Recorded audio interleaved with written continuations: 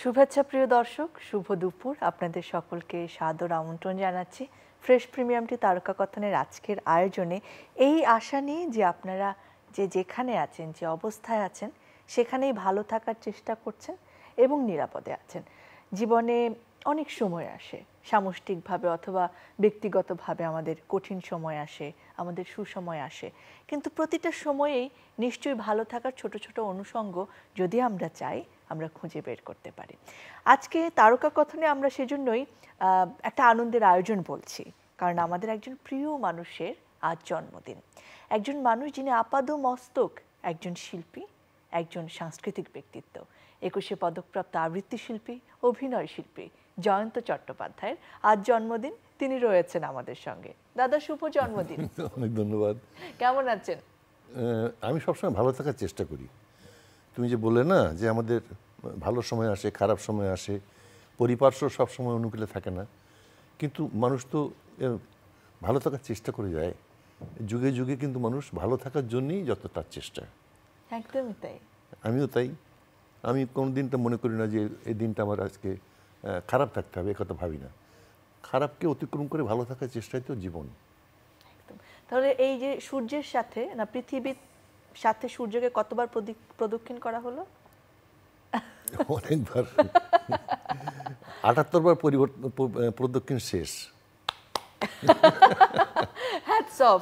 আজকে আসলে শুনবো যে একটা দীর্ঘ জীবন পার করার পরে, যাপন করার পরে মানুষের উপলব্ধির জায়গাগুলো। তার আগে একটুখানি শুনি যে জন্মদিন কিভাবে পালন করা হতো ছোটবেলায়। ছোটবেলায় জন্মদিন পালন হতো, খুব মজা করে হতো। তার আগে আমি আমার জন্মদিনটি কেমন ছিল সেটা আমি আমার মায়ের কাছ থেকে শুনে আমি একটা মেমোয়ার লিখেছি। হ্যাঁ, আচ্ছা, বাহ। পূর্বাহ্ন। তা এই বইটার প্রথম খণ্ড এটা। আপনি মধ্যাহ্ন লিখছেন এখন, আমি দেখেছি আপনার সোশ্যাল মিডিয়াতে। অপরাহ্ন লিখবো। তা এতে আমার যেদিন আমি জন্মেছিলাম শুনেছি, আমার তো সে সময় জ্ঞান হয়নি। তা সে সময় লিখেছি যে দেশ বিভাগের অব্যবহিত আগেই শ্রীমতী স্নেহলতা দেবীর কোলে জন্ম নিল তার অষ্টম গর্ভের সন্তান, একটি পুত্র। নামকরণ হলো জয়ন্ত কুমার, ডাকনাম খোকন। জন্ম রবিবারে, সেজন্য গ্রামের মানুষ ডাকত রবিবাবু। গাত্রবর্ণ অন্যান্য ভাই বোনের মতো গৌর নয়, একটু শ্যাম। এ নিয়ে মা স্নেহলতা দেবী কি বলতেন সেটা কখন পরে বলবেন কোনো এক সময়। ঠাকুরদা প্রবল প্রতাবান্বিত এবং প্রজাবৎসল জমিদার শ্রীযুক্ত শ্রীশচন্দ্র চট্টোপাধ্যায় গুপ্ত প্রেসের পঞ্জিকার পাতার মার্জিনে লিখলেন, অদ্য প্রভাত 8:44 ঘটিকায় স্বীয় জ্যেষ্ঠপুত্র কালিকানন্দের ঔরসে এবং বধূমাতা স্নেহলতার গর্ভে একটি সুলক্ষণযুক্ত পুত্র সন্তান জন্মগ্রহণ করিয়াছে। নবজাতক জন্মলগ্নে পুষ্যা নক্ষত্র, দেবগণ এবং বিপ্রবর্ণ। শ্রীশচন্দ্র গ্রামের সতীন্দ্র ময়রাকে বাড়িতে ডেকে নিয়ে এসে বিয়েন করতে আদেশ দিলেন, কারণ পুত্রটি অষ্টম গর্ভের সন্তান এবং শ্যামবর্ণ। অবতার কৃষ্ণ নাকি অষ্টম গর্ভের সন্তান এবং শ্যামবর্ণ ছিলেন। সব ভাই বোন, ফর্সা ভাই বোনদের থেকে আলাদা গাত্রবর্ণ হওয়ায় খোকনের মনে পরে একটু খুঁতখুঁতে ছিল বেশ কিছুদিন। সেসব নিয়ে ওর মুখেই শুনতে পাবো নানা গল্পকথা। এভাবেই শুরু হলো এক অকিঞ্চিতকর নিয়ম ভাঙা অনিয়মিত জীবন। দারুণ দারুণ, কি চমৎকার লিখলেন আপনি। আর এই যে শুরু থেকে আজ পর্যন্ত, এবং সুলক্ষণের কথা যে বলা হয়েছে, সেই লক্ষণ যে মোটামুটি সঠিকই ছিল অনুমান, তা আজকে দাঁড়িয়ে আমরা বলতে পারি। আমার ভাই বোনদের মধ্যে আমার গাত্রবর্ণ সব থেকে গৌরবর্ণ নয়। আচ্ছা, যে বলেন আপনাকে রবিবাবু ডাকতেন অনেকে, রবি ঠাকুরের যুবক সময়কার চেহারার সাথে আপনার চেহারার একটা মিল আছে, এটা কি আপনাকে বলেছে কেউ? এটা তোমরা আমাকে ভালোবাসো বলে পক্ষপাতিত্ব করছো, কিন্তু রবীন্দ্রনাথ অনেক সুপুরুষ ছিলেন, অনেক সুপুরুষ। রবীন্দ্রনাথের গাত্রবর্ণ ছিল একেবারে কি বলবো, মানে উজ্জ্বল সোনা রঙের ছিল। আমি তো সে তুলনায় কালো কুচ্ছিত তা নয়, কিন্তু রবীন্দ্রনাথের সঙ্গে আমার একটাই মিল আছে, রবীন্দ্রনাথের উচ্চতা আর আমার উচ্চতা প্রায় সমান। আর একটা হচ্ছে রবীন্দ্রনাথ যতখানি মেধাবী, আমি ততখানি অমেধাবী। আপনার এটা বিনয় বলেই ধরে নিলাম আমরা। দাদা, এই যে আপনি সংস্কৃতি নিয়েই থাকবেন, এই জগতেই নিজেকে উৎসর্গ করবেন, আপনার পেশা, আপনার ধ্যান জ্ঞান সব হবে, সেটা কবে ঠিক করলেন, স্থির করলেন? পেশা হিসেবে অভিনেতা হিসেবে আমি পেশাদার এবং আবৃত্তিকার হিসেবেও তাই। কিন্তু এটা আবৃত্তিকার হিসেবে আমি পেশাদার ঠিক না, আমি সম্মানের বিনিময়ে প্রথম থেকে আমি শুরু করেছিলাম, পরবর্তীকালে সেটা বেড়েছে। কিন্তু অভিনয়ের পেশা হিসেবে নেব এটা আগে আমি মূলত শখের অভিনেতা ছিলাম। হ্যাঁ, অভিনেতা ছিলাম, শখের অভিনেতা, প্রচুর নাটক করেছি বিভিন্ন মাধ্যমে, বেতারে, যাত্রায়, মঞ্চে, টেলিভিশন মাধ্যমে এবং চলচ্চিত্রে। কিন্তু সে সময় সারাক্ষণ মানে এটা সর্বৈবভাবে একটা পেশা হিসেবে নেওয়ার সিদ্ধান্ত নিয়েছি 90 দশকের শুরুতে।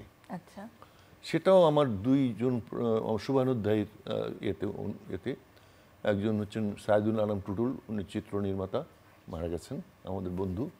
আরেকজন হচ্ছেন আতিকুল হক চৌধুরী। এদের দুজনে আমাকে খুব করে বললেন যে তুমি এটাকে পেশা হিসেবে নিচ্ছ না কেন? আমি ভেবে দেখলাম যে খারাপ কি। আগে আমি সাংবাদিকতা করতাম, অন্যান্য বিজ্ঞাপনের কাজ টাজ করতাম, কিন্তু তারপরে মনে হয় ঠিক আছে, এটাই ধরো আজকে 10 বছর আর 24 বছর, কত, এই 32 থেকে 33 বছর আগে আমি এটা পেশা হিসেবে নিয়েছি। এবং এই সময় এসে আফসোস নেই তো? মনে হয় যে সঠিক সিদ্ধান্ত নিয়েছেন? আমার জীবন নিয়ে কোনো আফসোস নেই। জীবন নিয়ে একটাই আফসোস, হুমায়ুন আহমেদের কথায় বলি। হুমায়ুন আহমেদ একদিন আমাকে বলেছিলেন যে জয়ন্ত, একটা জিনিস খেয়াল করেছেন, যখন তিনি আরো রোগাক্রান্ত হয়ে পড়েছেন সেই সময়, কি বলুন তো, বলে যে এই যে একটা বিলুপ্ত প্রায় প্রজাতি, তার নাম হচ্ছে কচ্ছপ, 300-400-500 বছর বাঁচে। তা এদের এই বিলুপ্তি থেকে বাঁচানোর জন্য মানুষ চেষ্টা করে যাচ্ছে তাদেরকে বাঁচানোর জন্য। কারণ তার আগে আমি দেখেছিলাম যে সেন্ট মার্টিনস দ্বীপে একটি ছেলে, সে ওই রাত্রিবেলা ওই শোয়ার যে ব্যাগগুলো আছে না, স্লিপিং ব্যাগ, ওইটা নিয়ে শুয়ে থাকে, কচ্ছপের ডিম ওটা তা দিচ্ছে পাহারা দেওয়ার জন্যে। হ্যাঁ, ইউনিসেফের একটা স্কলারশিপ নিয়ে এসছে, এই খুব পরিশ্রম করছে ওই কচ্ছপগুলো যেন বাঁচে এবং তাদেরকে আবার সমুদ্রে ছেড়ে দিয়ে তারপরে করবে। তাহলে এদের তো খুব একটা মানুষের কাজে লাগে না। তা তাদের বিপন্নতার থেকে বাঁচানোর জন্য মানুষ যে, তাদের জীবনকাল হচ্ছে 400 বছর, আর মানুষের জীবন মাত্র 70 বছর কেন? তার মানে তার বাঁচার আকুতি হয়েছিল। রবীন্দ্রনাথ একটা কথা আছে না, মরিতে চাই না আমি সুন্দর ভুবনে, মানবের মাঝে আমি বাঁচিবারে চাই। এই সূর্য করে এই পুষ্পিত কাননে, জীবন্ত হৃদয় মাঝে যদি স্থান পাই।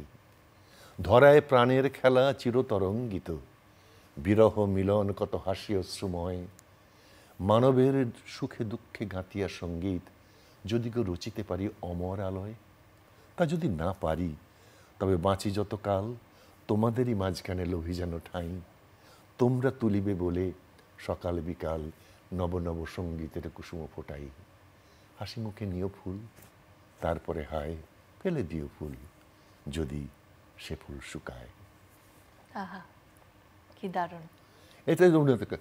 রবীন্দ্রনাথের কিন্তু বাঁচার আকুতি হয়েছিল। এবং আমার মনে হয় আমাদের যে স্বর্গের যে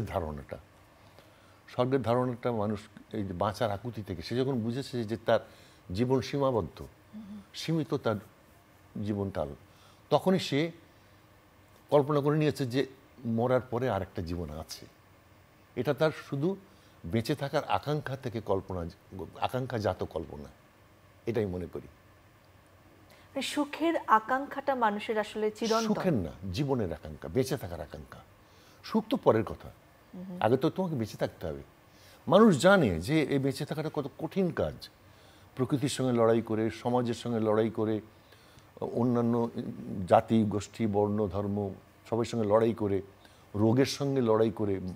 মানুষ লড়াই, কিন্তু মানুষ না, শুধু প্রকৃতির সমস্ত জীব জগতেরই এটা নিয়ম, প্রত্যেকে লড়াই করে বাঁচতে হয়, প্রত্যেককে লড়াই করে বাঁচতে হয়। আমরা কি লড়াই করি না?